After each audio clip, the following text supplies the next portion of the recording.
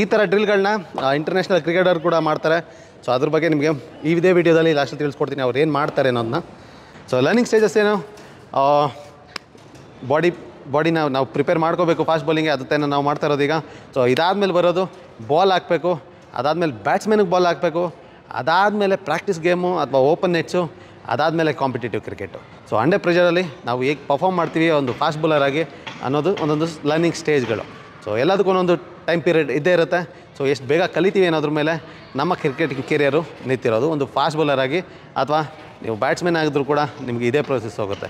So ಬ್ಯಾಟ್ಸ್ಮನ್ಗೆ ಏನಿರುತ್ತೆ, so again ಅವರು practice without the ball ಹೇಗೆ ಪ್ರಾಕ್ಟೀಸ್ ಮಾಡ್ತಾರೆ, ಅದಾದಮೇಲೆ ಪ್ರಾಕ್ಟೀಸ್ ಬಾಲ್ ಎಸೆಸ್ಕೊಂಡು ಹೇಗೆ ಪ್ರಾಕ್ಟೀಸ್ ಮಾಡ್ತಾರೆ, ಅದಾದಮೇಲೆ ನೆಟ್ಸಲ್ಲಿ ಬೌಲರ್ಸ್ಗೆ ಹೇಗೆ ಫೇಸ್ ಮಾಡ್ತಾರೆ, ಅದಾದಮೇಲೆ ಪ್ರಾಕ್ಟೀಸ್ ಗೇಮ್ ಆದಮೇಲೆ competitive game. So learning stages ಅದೇ ಇರುತ್ತೆ. ಸೊ ಅದೇ ರೀತಿ ಇರುತ್ತೆ. ಹಾಗೆ ಅದರದ್ದೇ ಆದ ಒಂದು ಟೈಮು ಎಫರ್ಟು ಖಂಡಿತ ತಗೊಳುತ್ತೆ. ಸೊ ಈಗ ನಾವು ಹೋಗ್ತಿರೋದು ಸೀರಿಯಸ್ ಆಗಿ ತೊಗೊಳ್ಬೇಕಾಗುತ್ತೆ. ಸೊ ಮುಂದೆ ನಮಗೆ ಫ್ಯೂಚರ್ಗೆ ಹೆಲ್ಪ್ ಆಗೋದಕ್ಕೆ.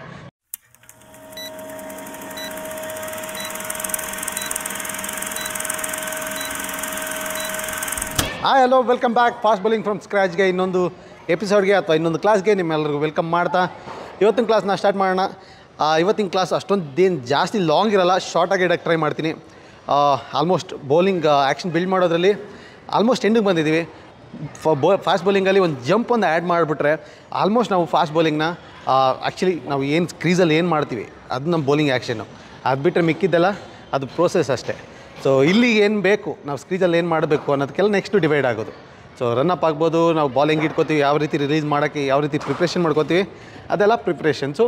ಇಲ್ಲಿ ನಾವು 90% ಆಫ್ ಟೈಮು ನಾವು ಸ್ಕ್ರೀಸಲ್ಲಿ ಏನು ಮಾಡ್ತೀವಿ ಅನ್ನೋದನ್ನು ಬಿಲ್ಡ್ ಮಾಡ್ಕೋತಾ ಇದ್ದಿದ್ದು. ಸೊ ಕ್ರಿಕೆಟು ಯಾವುದೇ ಲೆವೆಲ್ಗೆ ಹೋದ್ರೂ ಎಷ್ಟೇ ವರ್ಷ ಆದ್ರೂ ಈ ವಿಷಯಗಳು ಚೇಂಜ್ ಆಗೋಲ್ಲ. ಇದು ಬೇಸಿಕ್ಕು. ಹಾಗೆ ಟೆಕ್ನಿಕಲ್ಸ್ ವಿಷಯದಲ್ಲಿ ಯಾವುದೇ ಕ್ರಿಕೆಟ್ ಯಾವುದೇ ಲೆವೆಲಲ್ಲಿ ಚೇಂಜ್ ಆಗ್ತಾ ಹೋದ್ರೂ ಇದಂತೂ ಚೇಂಜ್ ಆಗೋಲ್ಲ. ಈ ವಿಡಿಯೋ ಸೀರೀಸು ಈಗಿನ ಮಕ್ಕಳು ಯೂಸ್ ಮಾಡ್ಕೊಳ್ದೆ ಹೋದ್ರೂ ಮುಂದೆ 10 ವರ್ಷ 20 ವರ್ಷ ಈ ವಿಡಿಯೋ ಆಗೇ ಇರುತ್ತೆ. ಆ ಮಕ್ಕಳು ಕೂಡ ಅದೇ ರೀತಿ ಯೂಸ್ಫುಲ್ ಆಗುತ್ತೆ. ಸೊ ಕ್ರಿಕೆಟಲ್ಲಿ ಇದೆಲ್ಲ ಚೇಂಜ್ ಆಗೋಲ್ಲ, ಬೇರೆ ಬೇರೆ ಡೈನಾಮಿಕ್ಸ್ ಚೇಂಜ್ ಆಗುತ್ತೆ. ಟೆಕ್ನಿಕ್ ಅನ್ನೋ ವಿಷಯಕ್ಕೆ ಬಂದರೆ ಟೆಕ್ನಿಕ್ ಚೇಂಜ್ ಆಗೋಲ್ಲ. ಸೊ ಬಯೋಮೆಕ್ಯಾನಿಕ್ಸು ಅಥವಾ ಬೇಸಿಕ್ಸು. ಸೊ ಇನ್ನು ಇವತ್ತಿನ ಕ್ಲಾಸಲ್ಲಿ ಏನು ಹೋಗ್ತಾಯಿದ್ವಿ ಅಂದರೆ ಆಲ್ಮೋಸ್ಟ್ ಎಂಡಿಗೆ ಬರ್ತಾಯಿದ್ವಿ ಫಾಸ್ಟ್ ಬೌಲಿಂಗ್ ಸೀರೀಸಲ್ಲಿ. ಇನ್ನೂ ಒಂದು 3-4 ಟಾಪಿಕ್ ಇದೆ. ಅದು ಬಿಟ್ಟು ಬಾಲ್ ಹಾಕ್ಬೇಕಾದ್ರೆ ಏನು ಮಾಡಬೇಕು ಆ ಸೀರೀಸು ಕಂಟಿನ್ಯೂ ಆಗ್ತಾ ಹೋಗುತ್ತೆ, ಅದು ಬೇರೆ ಟಾಪಿಕ್ಕು. ಸೊ ಒಂದು ಫಾಸ್ಟ್ ಬೌಲಿಂಗಿಂದ ಸ್ಕ್ರ್ಯಾಚಿಂದ ನಮ್ಮ ಬಾಡಿನ ಯಾವ ಡೆವಲಪ್ ಮಾಡ್ಕೋತೀವಿ, ನಮ್ಮ ಬೌಲಿಂಗ್ಗೆ ಆ್ಯಕ್ಷನ್ಗೆ ಅದನ್ನು ಪ್ರಿಪೇರ್ ಮಾಡ್ಕೋತಿರೋದು. ಸೊ ಈಗ ನಾವು ಇಷ್ಟು ದಿನ ಏನು ಮಾಡಿದ್ವಿ ಅದನ್ನೆಲ್ಲ ಸಮ್ಮರ್ ಅಪ್ ಮಾಡಬೇಕಾಗುತ್ತೆ. ಯಾಕೆಂದರೆ ನಾನು ಆಗಲೇ ಹೇಳಿದಾಗೆ ಇದು 1 ತಿಂಗಳಲ್ಲಿ 2 ತಿಂಗಳಲ್ಲಿ ಕಲಿಯೋದಲ್ಲ. ಯಾಕೆಂದರೆ ಲೈಫ್ ಲಾಂಗ್ ಅದೇ ಆ್ಯಕ್ಷನಲ್ಲಿ ಬೌಲಿಂಗ್ ಮಾಡ್ತಾಯಿರ್ತೀವಿ ನಾವು. ಸೊ ಒಂದು ಸರಿ ನಾವು ನಮ್ಮ ಆ್ಯಕ್ಷನ್ನ ಕಲಿತ್ರೆ ಅದು ನಮಗೆ ಮುಂದೆ ನಾವು ಎಷ್ಟು ವರ್ಷ ಕ್ರಿಕೆಟ್ ಆಡ್ತಾಯಿರ್ತೀವಿ, ಸೊ ಅದೇ ಆ್ಯಕ್ಷನ್ ಇರಬೇಕಾಗತ್ತೆ. ಸೊ ಅದು ಮೇನ್ ಪ್ರೈಮರಿ ಥಿಂಗ್ ಅದು.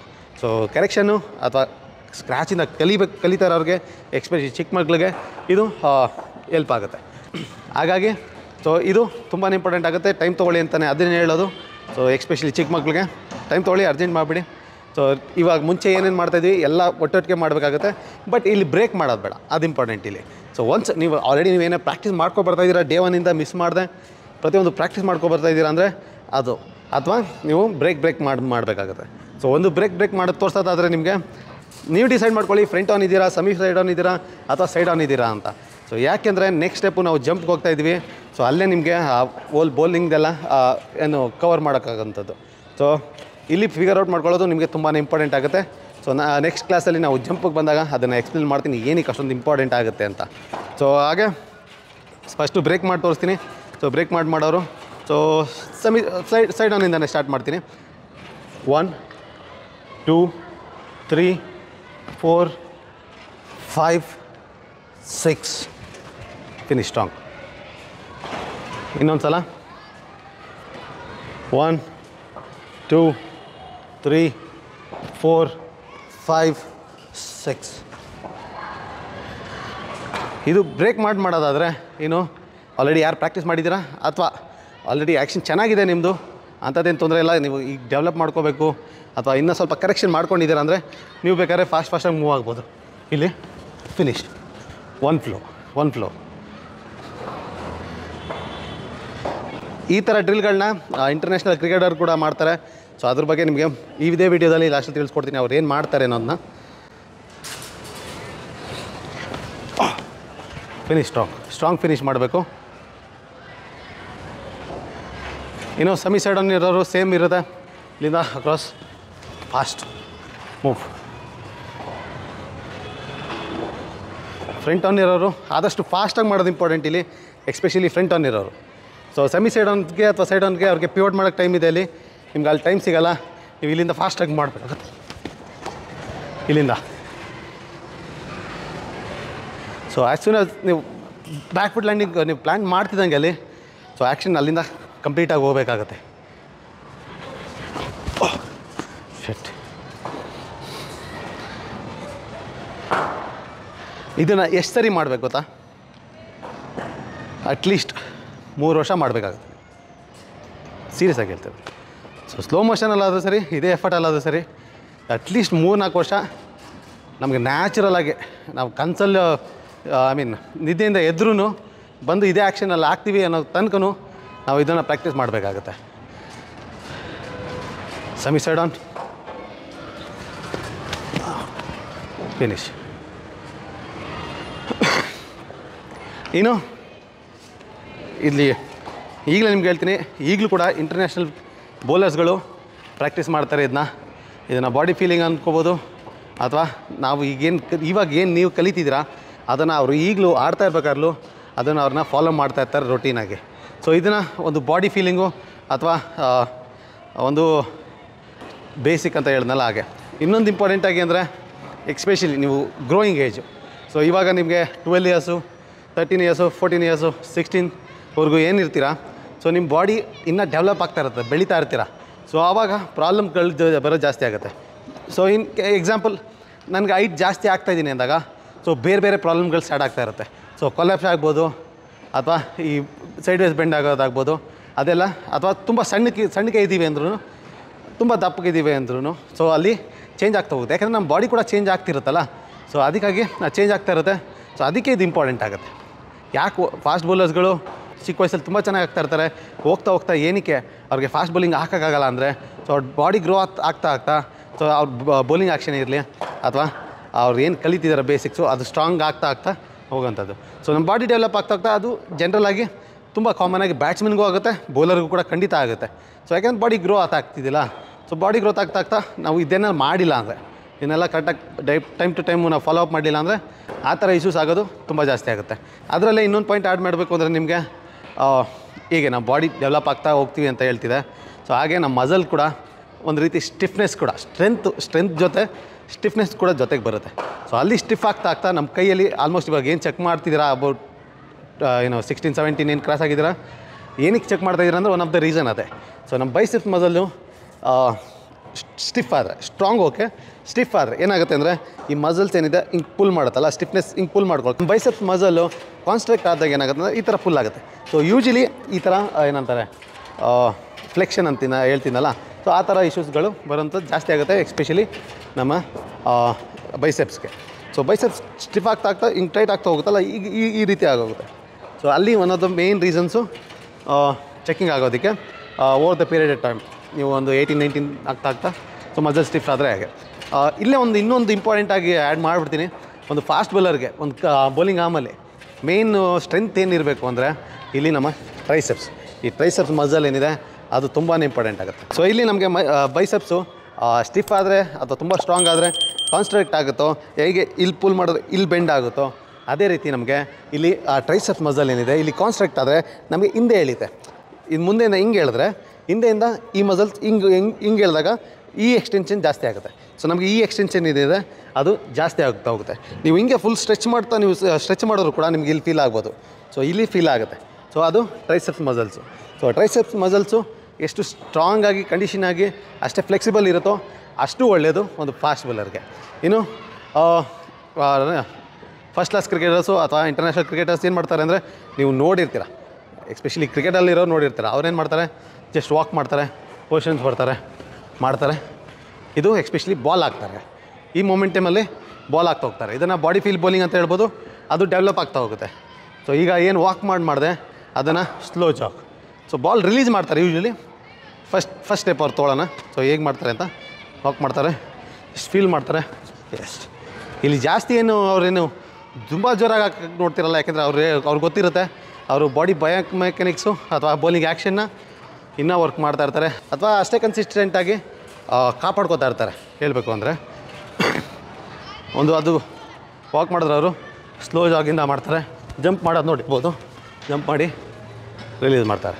ಜಂಪ್ಗೆ ನೆಕ್ಸ್ಟ್ ಕ್ಲಾಸ್ಗೆ ಹೋಗ್ತಿರೋದು, ಅದು ಕೂಡ important topic.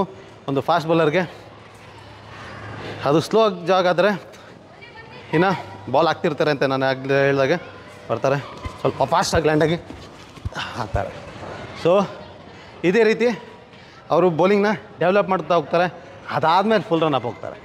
So usually 90% of time ಯಾರು ಡೈರೆಕ್ಟಾಗೆ ಬಂದೇಟ್ಗೆ ವಾರ್ಮಪ್ ಮಾಡಿ, ವಾರ್ಮಪ್ ಒಂದು ಇಂಪಾರ್ಟೆಂಟ್ ಟಾಪಿಕ್ಕು, ಅದ್ರ ಬಗ್ಗೆ ಬರ್ತೀನಿ. ಒಂದು ಫಾಸ್ಟ್ ಬೌಲರ್ಗೆ ಎಷ್ಟು ಇಂಪಾರ್ಟೆಂಟು ಅಂತ ವಾರ್ಮಪ್ ಎಲ್ಲ ಮುಗಿಸ್ಕೊಂಡು ಇದು ಕೂಡ ವಾರ್ಮಪ್ ಥರನೇ ಟ್ರೀಟ್ ಮಾಡ್ತಾರೆ. ಅದು ಬೆಟರ್ ವರ್ಡ್ ನಿಮಗೆ ಹೇಳೋದಕ್ಕೆ. ಸೊ ಇದು ಅವರು ಫುಲ್ ರನ್ ಅಪ್ ಹಾಕೋದಕ್ಕಿಂತ ಮುಂಚೆ ಇದು ವಾರ್ಮಪ್ ರೀತಿ ಯೂಸ್ ಮಾಡ್ಕೋತಾರೆ. So end of the day they working on the same thing. ನೀವೇನು ಮಾಡ್ತಿದ್ದೀರಾ ಅವರು ಕೂಡ ಅದನ್ನೇ ಕೂಡ ಈಗಲೂ ಮಾಡ್ತಿರೋದು. ಸೊ ಇಂಪಾರ್ಟೆಂಟ್ ಖಂಡಿತ ಇದೆ ಇದರಲ್ಲಿ. ಓಕೆ, ಜಂಪಿಗೆ ಬಂದಾಗ ನಿಮ್ಗೆ ತಿಳಿಸ್ತೀನಿ, ಅದ್ರ ಬಗ್ಗೆ ಇಂಪಾರ್ಟೆಂಟ್ ಇದೆ. ಈಗ ನೀವು ಮಾಡಬೇಕಾಗಿರೋದು ಪ್ರಾಕ್ಟೀಸು ಜಸ್ಟ್ ವಾಕಿಂದನೇ ಸ್ಟಾರ್ಟ್ ಮಾಡಿ. ಇನ್ ಕೇಸ್ ನೀವೇನಾದರೂ ಆಲ್ರೆಡಿ ಬೌಲಿಂಗ್ ಆಗ್ತಿದ್ದೀರಾ, ಕ್ಲಬ್ ಲೆವೆಲ್ ಆ್ಯಕ್ಚುಲಿ ಕಮ್ಮಿ ಇತ್ತು. ಕ್ಲಬ್ ಲೆವೆಲಲ್ಲಿ ಇರೋರು ಮಾಡಬೇಕಿದ್ನ, ಐ ಮೀನ್ ಇಂಟರ್ನ್ಯಾಷನಲ್ ಕ್ರಿಕೆಟರ್ಸ್ ಮಾಡ್ತಿದ್ದಾರೆ ಅಂದರೆ ನೀವು ಕೂಡ ಮಾಡಬೇಕು. ಸೊ ಇಲ್ಲಿ ಪ್ರತಿಯೊಬ್ಬರು ಮಾಡಲೇಬೇಕಾಗುತ್ತೆ ಅಂತಲೇ ಇಟ್ಕೊಳ್ಳೋಣ. ಸೊ ಜೂನಿಯರ್ಸ್ಗಾದರೆ ಜಸ್ಟ್ ಸ್ಟಾರ್ಟಿಂಗ್ ಅಲ್ವಾ ಅವ್ರದ್ದು ಫಿನಿಶ್, ಸ್ಟ್ರಾಂಗ್ ಫಿನಿಶ್. ಏನೋ ಕೆಲವರು ನೀವೇನೋ ಕರೆಕ್ಟಾಗಿ ಪ್ರಾಕ್ಟೀಸ್ ಮಾಡಿದರೆ ನೀವು ಬೇಕಾದ್ರೆ 1 2 3 ಸ್ಟೆಪ್ಸ್ ತೊಗೊಂಡು ಈ ಆ್ಯಕ್ಷನ್ನ ಬಿಲ್ಡ್ ಮಾಡ್ಬೋದು. ಬಾಲ್ ಹಾಕಕ್ಕೆ ಹೋಗ್ತೀರಾ ಈಗಲೇ, ಟ್ರೈ ಮಾಡಿ. ಇದನ್ನೆಲ್ಲ ಪ್ರಾಕ್ಟೀಸ್ ಮಾಡಿದ್ಮೇಲೆ 2-3 ದಿನ ಬಿಟ್ಟು ಟ್ರೈ ಮಾಡಿ ಬಾಲ್ ಹಾಕೋದಕ್ಕೆ. ಸೊ ರಿಸಲ್ಟ್ ಬಿಟ್ಟು ನೀವು ರಿಸಲ್ಟ್ನೇ ನೀವು ತಲೆ ಕೆಡ್ಸ್ಕೊಂಡು ಹಾಕ್ತೀರ, ನಾನು ಹಾಕ್ಲೇಬೇಡಿ ಅಂತ ಹೇಳೋದು. ಈಗಲೇ ಹಾಕ್ಲೇಬೇಡಿ ಬಾಲ್ನ ಅಂತ. ಸುಮ್ಮನೆ ನೋಡ್ತೀನಿ ಹೆಂಗೆ ಫೀಲ್ ಆಗುತ್ತೆ. ಸೊ ನಮ್ಮ ಬಾಡಿ ಲೈನ್ಗೆ ಬಾಲ್ ಹೋಗುತ್ತಾ, ಅದು ಇಂಪಾರ್ಟೆಂಟ್ ಆಗುತ್ತೆ. ಸೊ ರಿಲೀಸ್ಗೆಲ್ಲ ಬಂದಿಲ್ಲ ಇನ್ನು ನಾವು. ಸೊ ರಿಲೀಸ್ ಸ್ಕಿಲ್ಲು ನಾನು ಹೇಳ್ದಾಗಲೇ, ಸೊ ಅದನ್ನೇ ಒಂದು ಬೇರೆ ಸಪ್ರೇಟಾಗಿ ಕೋರ್ಸ್ನ ಮಾಡೋಣ.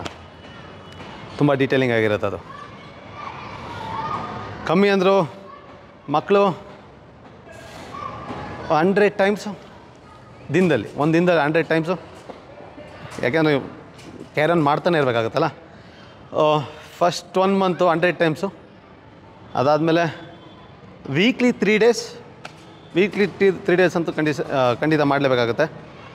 ಇನ್ನು ದೊಡ್ಡವರು 200 ಟೈಮ್ಸ್ ಇವತ್ತೇ ಮಾಡಬೇಕು. ಆ್ಯಕ್ಚುಲಿ ಇವತ್ತು ನೋಡ್ತಾ ಇದ್ದೀರಾ, ಇವತ್ತೇ ಮಾಡಬೇಕು 200 ಟೈಮ್ಸ್. ಸೊ ಅದಾದಮೇಲೆ ನೀವು ಟೈಮ್ ಸಿಕ್ಕಿದಾಗೆಲ್ಲ ಫಸ್ಟ್ ವಾರ್ಮಪ್ ತಾನೇ ಟ್ರೀಟ್ ಮಾಡಿ, ತೊಂದರೆ ಇಲ್ಲ ಆಯಿತಾ. ಇದು ಇಂಪಾರ್ಟೆಂಟ್ ಇರುತ್ತೆ.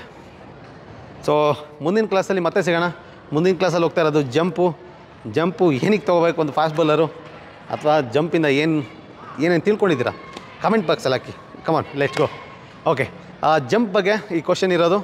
ಸೊ ಜಂಪ್ ಏನಕ್ಕೆ ತೊಗೋತೀವಿ ಅನ್ನೋದನ್ನು ಕಮೆಂಟಲ್ಲಿ ಹಾಕಿ, ಅದಕ್ಕೆ ಉತ್ತರನ ನಿಮಗೆ ನೆಕ್ಸ್ಟ್ ಕ್ಲಾಸಲ್ಲಿ ತಿಳಿಸ್ತೀನಿ. ಸೊ ಏನಕ್ಕೆ ಜಂಪು ಫಾಸ್ಟ್ ಬೌಲರ್ಗೆ, ಗೋ ಎಟ್ ಕಮೆಂಟ್ ಬಾಕ್ಸ್ ನಿಮ್ಮದೇ. ಈ ಆಪ್ಷನ್ ಇರೋದು ಫ್ರೀ ಬಗ್ಗೆ ಗೊತ್ತಿರೋರು. ಫ್ರೀಯಾಗಿ ಸಿಗೋದು ಯೂಶ್ವಲಿ ಜಾಸ್ತಿ ದಿನ ಬಾಳಿಕೆ ಬರೋಲ್ಲ, ಅಥವಾ ನಮಗೆ ಲಾಂಗ್ ಟೈಮಲ್ಲಿ ಹೆಲ್ಪ್ ಆಗೋಲ್ಲ. ಸೊ ಕರ್ಮ ಅನ್ನೋದು ಎಲ್ಲದರಲ್ಲೂ ಇದ್ದೇ ಇರುತ್ತೆ. ಸೊ ಖಂಡಿತ ನೀವು ನೋಡ್ಕೊಳ್ಳಿ ನಿಮ್ಮ ಕಂಡೀಷನ್ ಹೇಗಿದೆ ಅಂತ.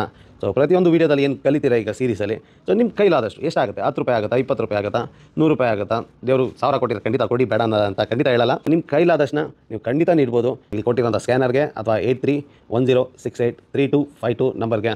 ಇಗ್ನೋರ್ ಮಾಡೋರು ಮಾಡಲಿ, ಯಾರು ಗುರುದಕ್ಷಿಣೆ ಕಳಿಸ್ತಿದ್ದೀರಾ ನೀವು ಟ್ರಾನ್ಸಾಕ್ಷನ್ ಹಿಸ್ಟ್ರಿನ ಕಾಪಾಡ್ಕೊಳ್ಳಿ, ಮುಂದೆ ಕೆಲಸಕ್ಕೆ ಬಂದರೂ ಬರ್ಬೋದು. ಇದೇ ಆನ್ಲೈನ್ ಕೋಚಿಂಗ್ನ ಈ ಕ್ವಶನ್ ಬರೋಕ್ಕಿಂತ ಮುಂಚೆ ವರ್ಕ್ಶಾಪ್ ಮಾಡಬೇಕು ಅಂತ ಇದ್ದೆ, ಅದು ಪೇಯ್ಡ್ ಆಗಿರ್ತಿತ್ತು. ಈ ಪ್ರಶ್ನೆ ಬಂದಮೇಲೆ ಸ್ವಲ್ಪ ನನಗೆ ರಿಯಲೈಸ್ ಆಯಿತು. ಸೊ ನನಗೂ ಗೊತ್ತು ಕರ್ಮ ಏನು ಕ್ರಿಕೆಟಲ್ಲಿ ಅಂತ. ಸೊ ಅದಕ್ಕಾಗಿ ನಿಮಗೆ ಫ್ರೀಯಾಗಿ ತರ್ತಾ ಇದ್ದೀನಿ. ಫ್ರೀ ಕೋಚಿಂಗು ನಿಮಗೆ ಅವಶ್ಯಕತೆ ಇದ್ದರೆ ಮಾತ್ರ. ನೀವು ಇಗ್ನೋರ್ ಮಾಡಿದ್ರು ನಾನು ಕೊಟ್ಟಂಥ ಕಮಿಟ್ಮೆಂಟ್ನ ನಾನು ಇಗ್ನೋರ್ ಮಾಡೋದಿಲ್ಲ. 0 ಇಂದ ಬ್ಯಾಟಿಂಗ್, ಬೌಲಿಂಗ್, ಹಾಗೆ 0 ಇಂದ ಇಂಡಿಯಾ ಆಡೋವರೆಗೂ ಯಾವ್ಯಾವ ಸ್ಟೆಪ್ಗಳಿದೆ ಅದ್ರ ಬಗ್ಗೆ ಎಲ್ಲ ಒಂದು ವೀಡಿಯೋ ಸೀರೀಸ್ನ ಕೊಡ್ತೀನಿ ಅಂತ ಹೇಳಿದೆ, ಅದನ್ನು ಕಂಪ್ಲೀಟ್ ಮಾಡೇ ಮಾಡ್ತೀನಿ.